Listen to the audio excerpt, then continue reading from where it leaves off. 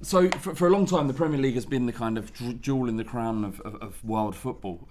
It's certainly in terms of the most attention from fans around the world, and it's still that case. But there's a kind of China of kind of stepping up to the plate, aren't they? They've just recently they're about to buy Oscar for 60 million, and why this is significant? Just 60. Yeah, 60 mil. They previously bought Paulinho for Spurs for like 18 million, which was insane because he was terrible. Their Drogba's played over there. Anelka, I think, had some time over there. Anelka went over there. Yeah. Even Gaza played over there, right? Who's the guy? Gary Lineker. No, it was Japan. Yeah, he played at Grand Passat. Yeah, but who was that player who signed for one of these teams? It might be Shanghai, but European clubs were kind of after him. Teixeira. Yeah. Jackson Martinez, he plays over there, coming from Porto, I think. But this is a big one, right? Because Oscar is about to move to China. He's 25 years old, £60 million. 25, he's not even in his prime yet. And the team he plays for is at the top of the Premier League. And admittedly, he's not getting the games. But this is a different thing from buying someone in the twilight of their career. Yeah. This is buying someone in their prime and snatching them from what is the richest country in terms of football in Great Britain. It's kind of mad, isn't it? But what it tells you is, romantically, we've always liked to think that there's loyalty within football, and players, they play at a club and they love it and they want to stay. And actually, when we've spoken to the washed-up agent at times, do you know what he was talking about, Harry Kane? And you said, look, he loves us, right? And he wouldn't go anywhere. And he's gone, look, mate, I hate to tell you this, but he don't give a fuck. Yeah. He will walk out the minute he gets the money or that kind of thing. For me, it kind of tells you that the mercenary element of football, the kind of greed, is prevalent and it exists. Because nobody's going to China on competitive for any football reasons, are they? No, absolutely not. It's about money. Yeah, I mean, I reckon that we could get a team together that could probably compete in the CSL. Yeah. So how, for Oscar to be playing with all these great Hazard, Kante, Costa, some great players at Chelsea against the best, I would expect as a child growing up that's what you want to do. You want to test yourself against the best. You want to play against the best. You want to play at a great level. If he was leaving Chelsea and going to Real Madrid or something like that, fine. But when you're going to China, you're going for the dough. Simple as that. Yeah, I mean, he's going to be one of the richest players in the world. Tevez is also signing for them. He's going to be on £605,000 a week. He earns about £1 a second. Pound a second? Yeah, it's every second. Imagine that just been injured, just been just laying there like that, just kind of watching the money rolling. Yeah, I mean, and so for that reason you can understand it, right? But what my point is here, and I think the interesting part of this is that there's a element that's outside of Europe in world football that can take the best players and essentially have the money to buy anyone they want. And for the first time, England are not in. For the first time in many, many years, England are not in pole position to buy or take or pay the most wages. It's still the most watched league in the world. It's still the most syndicated and makes the most money out of that respect. But in terms of the amount of money that China are pumping into, specifically this Shanghai Shenhua team, it's a kind of does it irritate you? Does it worry you? I actually quite like the fact that the Premier League are not the big dogs anymore. Yeah. Someone else will say, actually, you think you've got money, we've got money. It's interesting.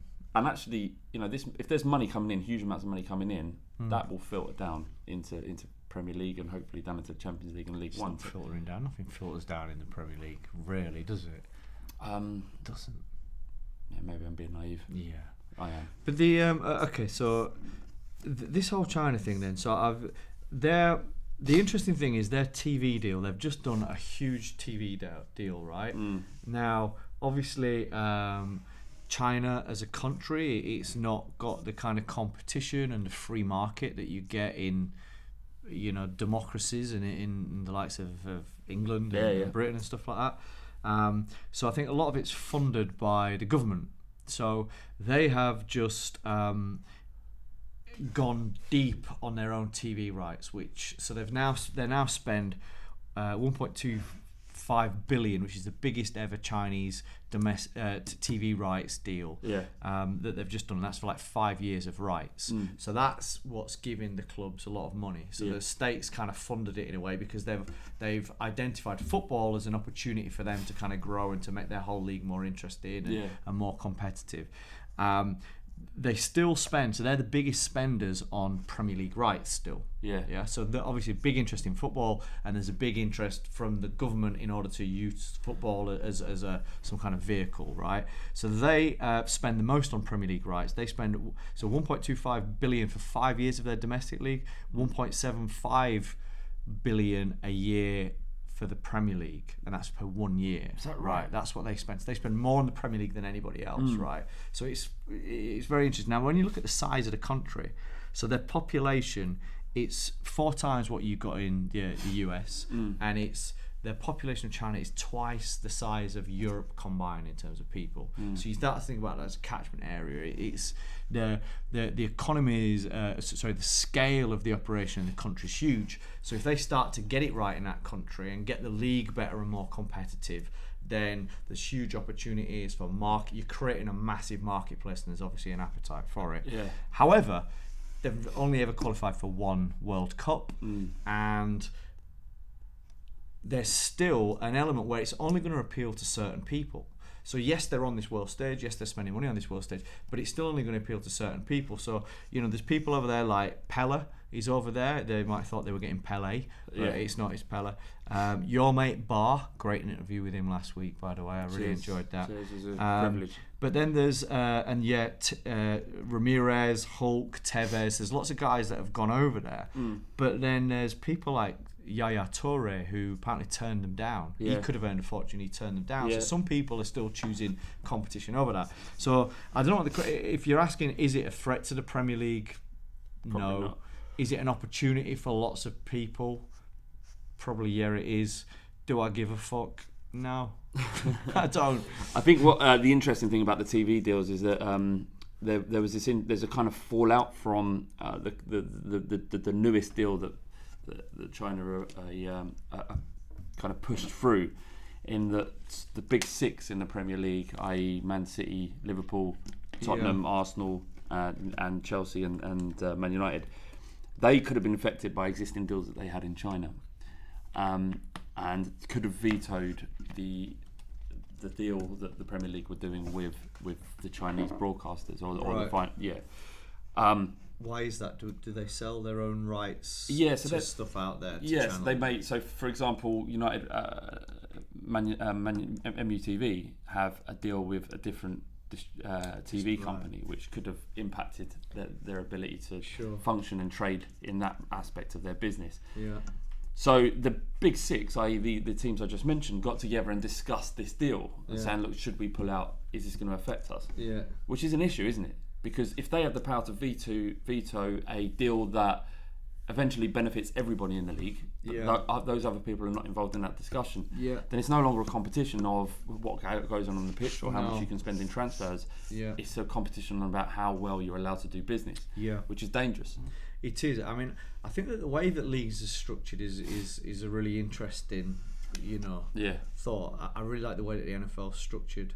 I like that they have this thing called collective bargaining agreement, which is an annual thing where there's a process whereby people propose rule changes and they vote on these things and they vote on on the policies and the processes that run things like.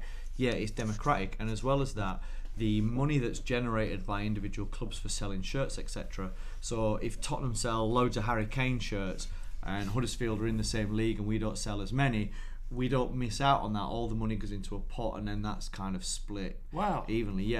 So there's the NFL is they realise there that the sum of the whole is bigger than the interests of one, and if there's a strong league, then that means that they're all going to win, so to speak. Which I love that. You know?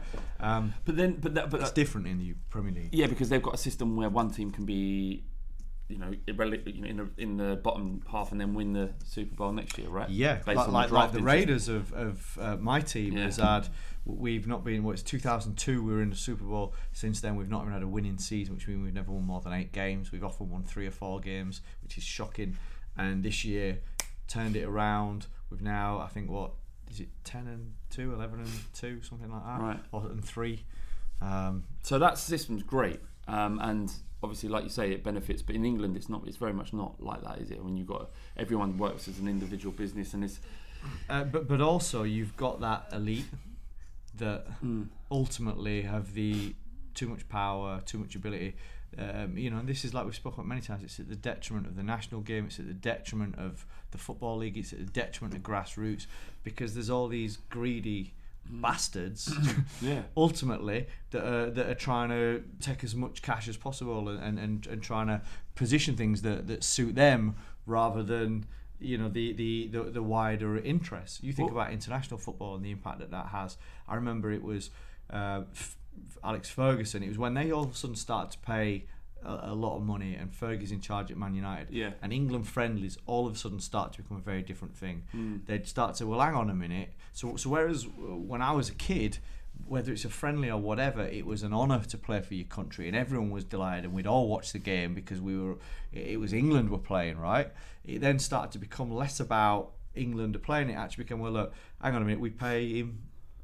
I don't know what they were saying then, 40 grand a week, 50 grand a week, we pay him this amount of money, so we don't want him to play for England actually, because he's played a lot of games of late. We want him to have a rest, so you can play him for 30 minutes. So the clubs, because they were starting to spend so much money on players, started to then have this right to dictate to the England team what they could do with the game. So then an England friendly, rather than an opportunity for the best players to get together and to get into tournament mode or something, they'd actually be going, well, we can only play him for half an hour, we can only play him, we can't play him. So the whole thing, then we started to do all these substitutions, and the whole friendly started to become a farce. A complete farce. And that's been a part of that decline, and it's ultimately because these top clubs, and then what they started doing at the same time is adding on more fixtures to the Champions League, because the Champions League is another way that we can kind of create a premium product. We can start to get a load of money from TV rights for them. It don't matter that you're playing Rosenborg and you're playing Viking FC, Ludogorets, and it's dead rubbers because Chelsea's already won the group.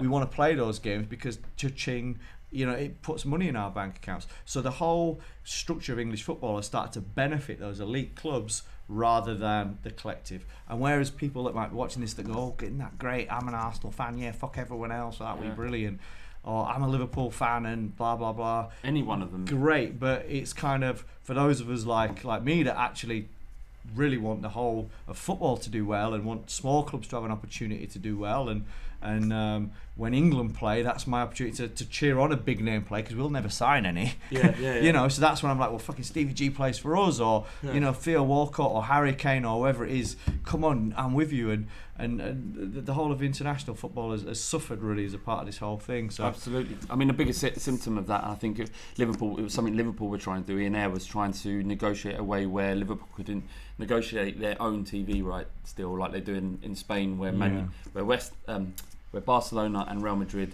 receive 80% of the TV revenue, and the rest is shared out with the rest. So the problem with football and the competition in football has always been money, and it will always be that way. But I just think I don't know. It's a shame. It's a shame that the top six get richer, the rich get richer, and the poor get poorer, and it makes it more difficult. Which shows how amazing it was that Leicester did win the league last year. Anyway, let's move on. So we was going to do something weird. Oh no, we're just going to say that that's probably it for what's going to go on YouTube. Yep. But there'll be over on the Long Ball Street channel. There's the opportunity to win this T-shirt. Yep. But also there's we're going to start to talk about pricing at football. Yeah. So if you want to check out the whole long glory hunting and then pod questions. Yeah. So either download it, listen to it on your in your ear rolls, or coming in your face. What? Coming in your ears and in your eyes. Yeah. So that, if you want to wait and see that, that's the long version, the Long Ball Street podcast coming in your face.